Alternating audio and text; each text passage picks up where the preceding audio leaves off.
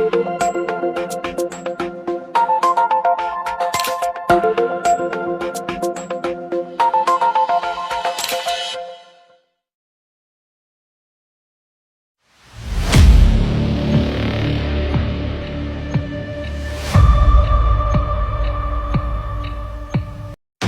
you ready?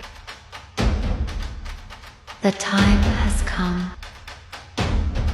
Let the show begin. 10, 9, 8, 7, 6, 5, 4, 3, 2, 1, 0.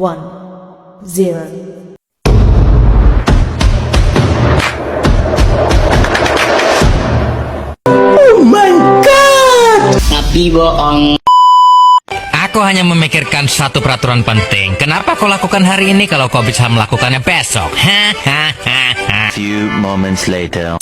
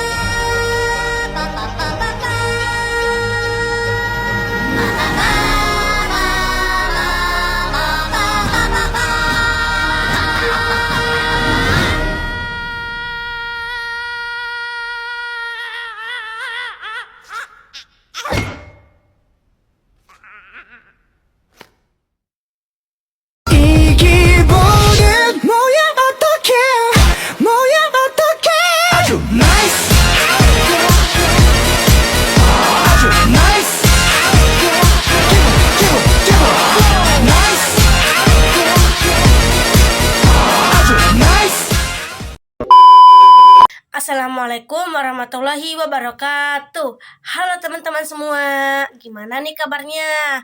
Semoga teman-teman semua selalu dalam keadaan sehat, jasmani dan rohani. Izin memperkenalkan diri. Perkenalkan, nama saya Sela Amelia Putri. Saya mahasiswi semester 1 Universitas Matlaul Anwar Banten, Prodi Pendidikan Bahasa Sastra Indonesia dan Daerah, Fakultas Keguruan dan Ilmu Pendidikan. Di sini saya akan memaparkan materi mengenai strategi menghadapi kesulitan belajar, meliputi yang pertama, pengertian kesulitan belajar, yang kedua, faktor penyebab kesulitan belajar, yang ketiga, strategi menghadapi kesulitan belajar, yang keempat, peran teknologi dalam menghadapi kesulitan belajar, dan yang kelima, kesimpulan. Langsung saja, di sini saya akan menjelaskan pengertian kesulitan belajar. Jadi, kesulitan belajar itu adalah kondisi ketika peserta didik mengalami kesulitan dalam memahami, mengolah, dan menguasai materi pembelajaran, sehingga hasil belajarnya kurang efektif. Kesulitan belajar ini bersifat sementara ataupun berkelanjutan dan dipengaruhi oleh dua faktor, yaitu faktor internal dan faktor eksternal. Selanjutnya, faktor penyebab kesulitan belajar ada dua. Yang pertama, faktor internal dan faktor eksternal.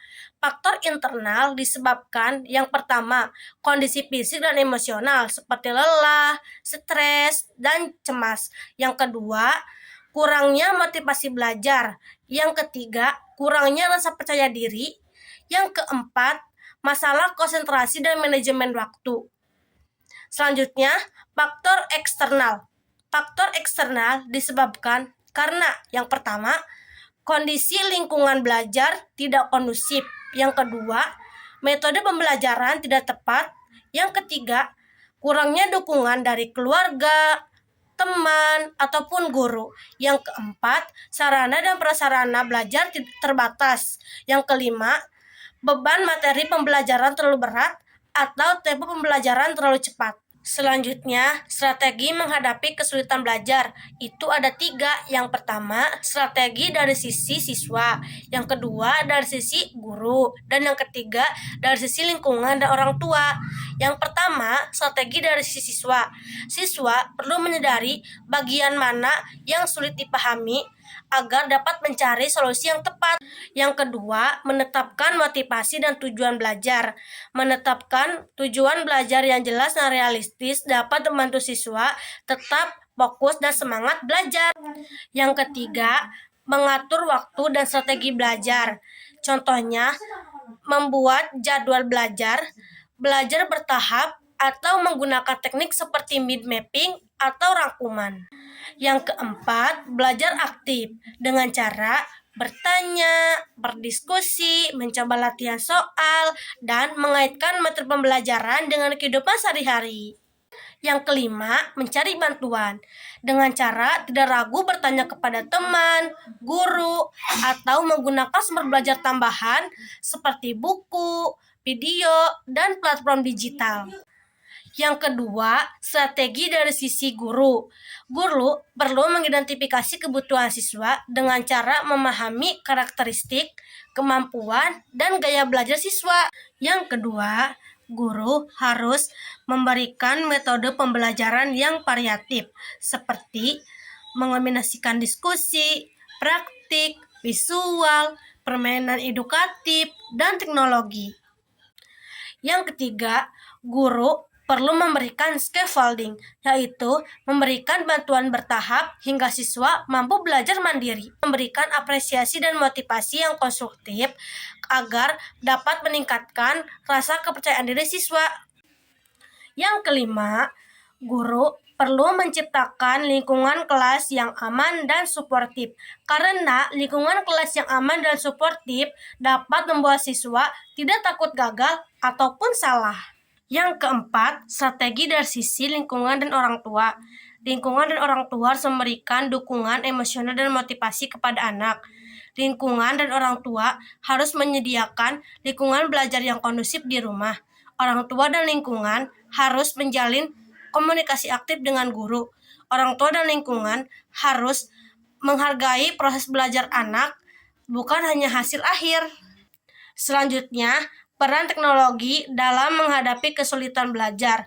Peran teknologi dapat dijadikan solusi dengan menyediakan yang pertama, media pembelajaran interaktif.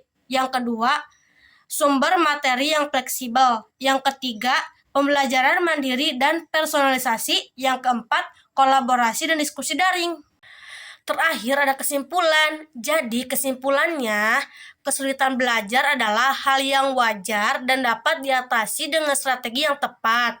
Hubungan antara siswa, guru, dan lingkungan sangat penting untuk membantu siswa dalam berkembang secara optimal, baik dari segi akademik maupun emosional.